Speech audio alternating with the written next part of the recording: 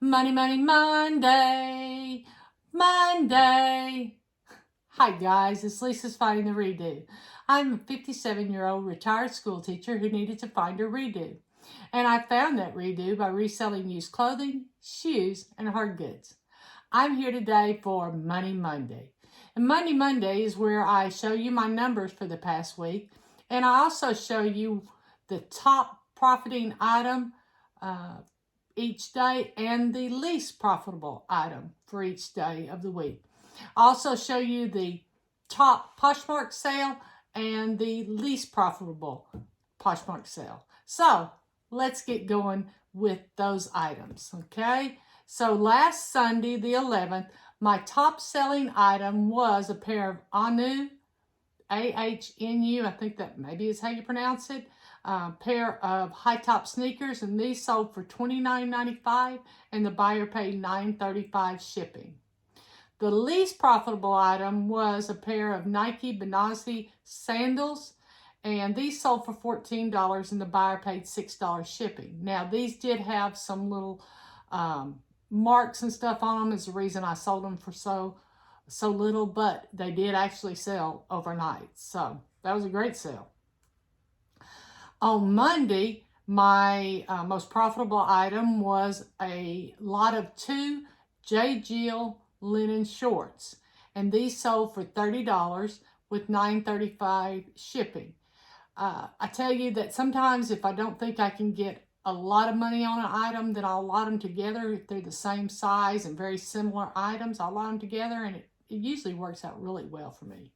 The least profitable item that day was a Miss Marissa Christina new jacket. This retailed for $128, but the fact that I've had this for 2.5 years and I paid eBay fees, the 10 cents listing fees and all that for 2 years, it's really not much of a profit, but I did sell them for $16 and the buyer paid $6 shipping. It was real lightweight. On Tuesday, the most profitable item was a pair of Newton Motion 9 shoes. These sold for $30. $30 seems to be the key number, and the buyer paid $9.35 shipping. Now, these were women's shoes, so generally I put my women's shoes that are about a size 10 or less in a padded flat rate. I know people say, oh, I don't ever use them. But you know, if I'm shipping a pair of shoes that weighs 2 pounds and I'm shipping them to California, it's going to cost me $11 or $12. I know, isn't that wild? But if I send them in a padded flat rate, then it's going to cost me $7.76. You weigh it out. I mean, these were shoes. If it's a designer brand or something like that, I put it in a box. But these were shoes, it didn't matter if they get squished a little bit, it worked. The least profitable item was an Arthur Levine Tahari dress. I'd had this for a while. It was a size 14. I sold it for $14.96. Excuse me, allergies. And the buyer paid $9.35 for shipping. On Wednesday, the most profitable item was a Dress Barn new with tags tiered ruffle skirt. It was so cute, so cute. The buyer paid $23.95 for this and paid $9.35 shipping. It was very heavy. I guess all the ruffles and everything, and being a larger size. The least profitable item that day was a pair of Columbia men's shorts in a 38 with a 12-inch inseam. These sold for $15 and the buyer paid $6 shipping. On Thursday, is that right? Thursday, if it's not, I'll put it up there. Thursday, I sold a pair of Ariat men's beautiful boots. Now, I'd had these a while, so I think I had them listed for like $64.99 or something like that, and the buyer made a $40 offer, and the fact that I'd had them over a year, I jumped at it. He did also pay $12.90 in shipping, and this went to Texas, so I think it cost a little over $10, so I actually didn't lose any money on shipping for that. The least profitable item was a pair of BCG women's capri pants, very lightweight, They were in a 1X, which reason I picked them up. Larger sizes do sell. They sold for $13.96 and the buyer paid $4.70 shipping. Normally when I list something, I list it with the last two digits of 95, so $13.95. But when I make an offer or something, then I try to come in at an odd number. Usually it's 96. But it just lets me know that I sold that item based on an offer. A lot of times I'll do 20-25% on my offers to buyers, or offers to watchers, or offers to likers, or whichever one it is. Okay, on Friday, my most profitable item was a Habitat extra large kind of gauze top. It was beautiful. I wanted to keep it for myself, but I actually picked it up with in a kind of a thrifting challenge that I did with myself. That everything I thrifted one day, I went to 4 different thrift stores and 2 yard sales, and everything I thrifted that day, I was going to list for $10 or $15. There's about 7 or 8 items I just couldn't do that to, and this was one of them. I probably should have listed it at $30, but it sold. This one actually sold overnight too. So it sold for $25 and $6 shipping. And I will be doing a video. I did a video of the haul from that kind of challenge to myself, and I'm just now getting things listed. It takes me a little while. I'm getting things listed, and so whenever I get all of them listed, I'll go back and look at what has sold already and try to do a video for it. So the least profitable item that day was a pair of Woman Within size 22 jeans. These did have some pilling in the crotch area, which I noted in the listing. They sold for $11.21 and the buyer paid $9.35 shipping. Then on Saturday, my most profitable sale was a vintage Tough Nut sanforized overalls. I probably could have gotten more, but these had been hemmed, and I always make a point of noting that. You know, these were vintage, they were hemmed, but they did sell for $45 with $9.35 shipping. The least profitable item that day, which was still pretty profitable, I think, was a pair of J. Jill chambray cropped pants. These sold for $15 and the buyer paid $6 shipping. Now, as far as Poshmark, the most profitable item that I sold this week was a lot of 2 Loft and Taylor skirts.